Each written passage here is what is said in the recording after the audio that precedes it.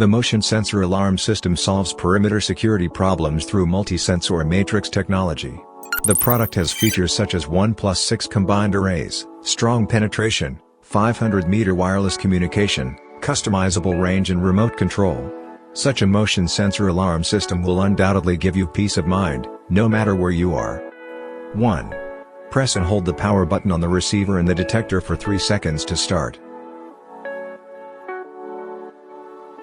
2. Select the digital channel of the detector to be paired in the receiver. Click the pairing button on the receiver and detector at the same time to complete the pairing. Have a test. If the product emits a warning sound, the operation is successful. 3. Click the number key to select the channel. Press and hold the pairing button on the receiver to cancel the pairing, then cancel the pairing record. Press and hold the pairing button on the detector for 3 seconds to cancel the pairing. Have a test. If no warning sound is emitted, the operation is successful. If there are several detectors, please follow the same steps. 4. Select the digital channel on the receiver and then click on the range setting button to enter the range determination mode. Please set the correct range according to the instruction manual. The maximum set range of this product is 6 × 15 meters.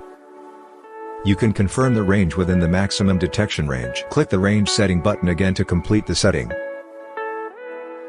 5. If you need to turn off a sensor remotely, simply select the corresponding channel on the receiver, and then click the detector switch button on the receiver. Have a test. If no warning sound is emitted, the operation is successful. If you need to turn on the sensor remotely, just perform the same operation.